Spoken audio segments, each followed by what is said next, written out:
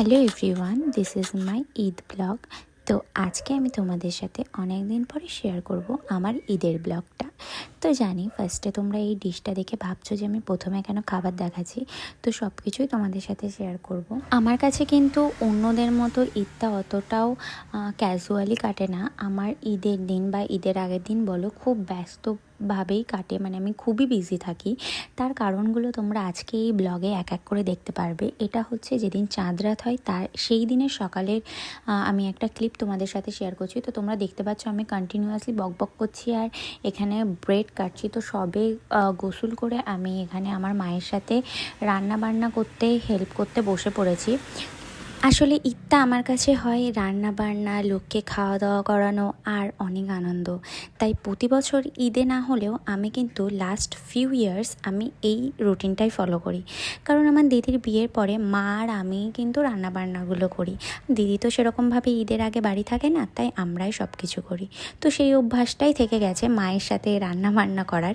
তো তোমাদের সাথে ভাবলাম একটু শেয়ার করি, তাই শেয়ার করছি। যাই হোক, এখানে আমরা চাঁদ রাতের দিন সকালে রান্নাবান্নার প্রিপারেশান নিচ্ছিলাম। প্রত্যেক বছর আমি কিছু ডিশ বানাই, আমার মা কিছু ডিশ বানায়, বাট এতটা টায়ার্ড হয়ে যায়, সেই কারণে এবছর ভাবলাম কি মাই যা বানাচ্ছে তার সাথে একটু হেল্প করে দিই। তো মা এখানে অনেক আইটেম রেখেছিল, সেগুলোই আমাকে বলছিল কোনভাবে কি করতে হবে। তাই আমি এক এক করে এখানে ব্রেডগুলো কেটে সাজিয়ে নিলাম।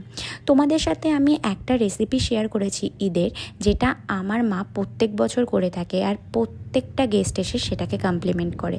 তোমরা চাইলে সেটা কিন্তু একবার হলেও দেখতে পারো। যাই হোক, এটা ছিল জর্দা সিমাই। এখানে আমি যে রেসিপিটা তোমাদের সাথে শেয়ার করেছিলাম সেই রেসিপিটাই তোমাদের এখানে আমি আমার ব্লগে দেখাচ্ছি। ঈদের দিন যেমন সবাইকে খাওয়াতে ভালো লাগে, তেমনই কিন্তু রেডি হতেও সবারই ভালো লাগে। সেই কারণে আমি একটু চেষ্টা করি ঈদের আগে রান্নাবান্নাটা সেরে নেওয়ার। যাই হোক, আমার রুটিন আমি করে নিলাম। তারপরে সকালবেলা থেকে সন্ধে পর্যন্ত মায়ের সাথে কাজবাজ করে সন্ধ্যের দিকে আমি চলে এসেছিলাম আমার শ্বশুরবাড়িতে। তো আমি শ্বশুরবাড়িতে এসে সবার আগে যেটা করেছিলাম সেটা হচ্ছে আগে ফ্রেশ হয়ে তারপরে হাতে একটু নেল পেন্ট লাগাচ্ছিলাম। যেহেতু পুরো মাস রোজা করি আমি, সেই কারণে কিন্তু নেল পেন্ট লাগানো হয় না। আর এত ব্যস্ততার কারণে চাঁদ রাতের দিন মেহেন্দি পরা হবে না বলে আমি একটু আগেই মেহেন্দি পরে নিয়েছি। আর মেহেন্দিটা কার থেকে পড়েছি সেটা তোমরা সবাই আশা করি যারা যারা আমাকে ফেসবুকে ফলো করো তারা জেনে গেছো। তো সেই কারণে মেহেন্দিটা পরা হয়ে গেছিলো, নেল পলিশটা বাদ ছিল, সেই জন্য নেল পলিশটা আমি চাঁদ রাতের দিন পরে নিয়েছিলাম। ঈদের একটা ব্লগ করব ঠিক ছিল, কিন্তু ঈদের দিন কি ব্লগ করব এটাই বুঝতে পারছিলাম না। তো ভাবলাম যাই করেছি সেটাই তোমাদের সাথে তুলে ধরি। তো এখানে অনেকক্ষণ ধরে একা একা বসে বসে নেল পেন্ট লাগানোর পরে আমি ভাবলাম কি, অনেকক্ষণ লাগানো হয়ে গেছিলো, তারপরে ভাবলাম কি তোমাদের সাথে একটু শেয়ার করি। হ্যাঁ, আমি শ্বশুরবাড়িতে আসার পরে কিন্তু ওই দিন রাত্রে কোনো কাজ থাকে না। তার পরের দিন কিন্তু আমি অ্যাজ ইউজুয়াল যেরকম সবার বাড়িতে ঈদের সকালে রান্না হয়, আমার শ্বশুরবাড়িতে কিন্তু ঈদের সকালেই রান্না হয়। সেই কারণে টুকটাক হেল্প শাশুড়ির সাথেও করে নিই। তো সব জায়গায় একটু একটু করে হেল্প করতে করতে আমার কাজবাজ কমপ্লিট হয়ে যায়। আর তারপরে যতটুকু সময় আমি ফাঁকা পাই ততটুকু সময় নিজের ওপরেই দিই। আমি নিজে সাজি, নিজেকে একটু প্যাম্পার করি, কারণ এমনি স্কুলের কারণে কিন্তু আমার সেরকম সময় হয় না। তো ফাইনালি এখানে আমার নেল পেন্ট লাগানো হয়ে গেছে। এই নেল পেন্টটা আমার হাজব্যান্ড আমাকে কিনে দিয়েছিল, ওই পছন্দ করেছিল। আর কালারটা অসম্ভব সুন্দর। আমি সবসময় একটু ন্যাচারাল নিউড জিনিসই পছন্দ করি। তোমাদের কেমন লেগেছে অবশ্যই জানিও। দেন আমরা চাঁদ রাতের দিন রাত্রে এই ল্যাম্পটা আমাদের বাড়িতে ছিল, তো এটা তেমনভাবে সেট করা হয়নি। তো আমি ওকে অনেকবার রিকোয়েস্ট করলাম যে একটু ল্যাম্পটা লাগাও, যাতে একটু ঘরে ভাইব আসে, চাঁদ মানে ঈদ মতো। তো সেটা সেট করার পরে দেখো এখানে রাত্রের বেলা খাওয়া দাওয়ার পরে আমি একটা শিট মাস্ক, একটা আই প্যাচ লাগিয়েছিলাম। আই প্যাচটা কিন্তু আমি জুডিও থেকে নিয়েছিলাম। সত্যি বলতে জুডিওর আই প্যাচটা এত ভালো হবে আমার আশা ছিল না, কিন্তু খুব ভালো ছিল। যাই হোক, এটা ঈদের সকালে কিছুক্ষণ পরে আমার মনে পড়লো যে ক্লিপ নিতে হবে। সেই কারণে এখানে আমি কী কী আইটেম বানিয়েছিলাম, মানে যেগুলো বাড়িতে বানিয়েছিলাম সেগুলোই শ্বশুরবাড়িতে নিয়ে এসেছিলাম। যেহেতু আলাদা করে শ্বশুরবাড়িতে তেমন করে কিছু রান্না করার সময় পাওয়া যায় না, যা শাশুড়ি করে সেটাই হয়, আর মা যেগুলো বানায় সেগুলো নিয়ে আসি।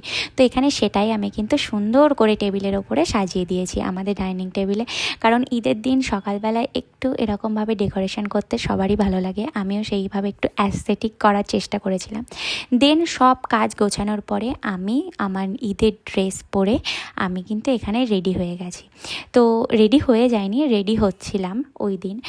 ইভেন সকাল থেকে এত বৃষ্টি হচ্ছিল, ভেবেছিলাম তো কিছু সাজবই না, কারণ ঈদের দিন আমার তেমনভাবে কোথাও বেরোনো হয় না, কিন্তু তাও আমি সেজে গুজে আমি বাড়িতেই বসে থাকি।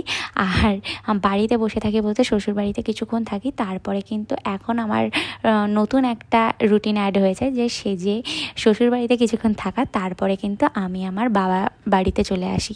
তো এটা আগে ছিল না, আগে যখন আমি বাবার বাড়িতে থাকতাম তখন কিন্তু আমি সেজে আমার বাড়িতেই বসে থাকতাম, আর বাড়িতে অনেক গেস্ট আসতো, তাদেরকে অ্যাটেন্ড করতাম। আর ঈদের দিন আমার ঘুরতে যাওয়ার থেকে বেশি গেস্ট অ্যাটেন্ড করতে ভালো লাগে। এটা কার কার ভালো লাগে অবশ্যই জানিও, কারণ ছোট থেকেই আমি ঈদে কখনোই বাইরে বেরোই না। আমি এটাই করে এসেছি ছোট থেকে, যে বাড়িতে গেস্ট আসবে, মাকে দেখেছি সেইভাবে সবাইকে আপ্যায়ন করতে, সেটাই আমার ভিতরেও চলে এসেছে, আর আমার সেটাই ভালো লাগে। তোমরা কে কে ঈদে ঘুরতে যেতে ভালোবাসো, আর কে কে বাড়িতে গেস্ট আসলে তাদেরকে আপ্যায়ন করতে ভালোবাসো অবশ্যই কমেন্ট করে জানিও। এটা ছিল আমার ঈদের রুটিন। তোমরা ঈদে কে কী করেছো সেটা অবশ্যই জানিও। জানি অনেক লেটে আপলোড করেছি, বাট কি করব বলো, এত ব্যস্ত থাকি যার কারণে ব্লগগুলো এডিটও করতে পারি না, পোস্টও করতে পারি না, যতটুকু পারি তোমাদের সাথে শেয়ার করি। এটা ছিল আমার ঈদের ফাইনাল লুক। ঈদের দিন আমি তেমনভাবে কোনো ক্লিপ নিতে পারিনি, অনেক বৃষ্টি হচ্ছিল বলে মনটাও খারাপ ছিল। সারাদিন বৃষ্টি হওয়ার পরেও এই মানুষগুলোকে দেখলে সত্যিই মন ভালো হয়ে যায়। এখানে বাবলিদি, বিউটি, বর্ষা আর মাম্পিদি এসেছিলো।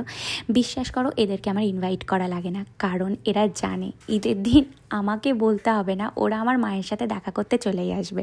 তো যাই হোক, এটাই হচ্ছে হয়তো সত্যিকারের ভালোবাসা, কাউকে ফর্মালিটি করার প্রয়োজন হয় না।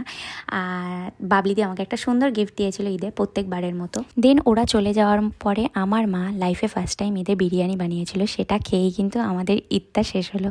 যাই হোক, তোমাদের ঈদ কেমন কাটলো অবশ্যই জানিও। Till then tata, bye bye, see you in my next blog, by.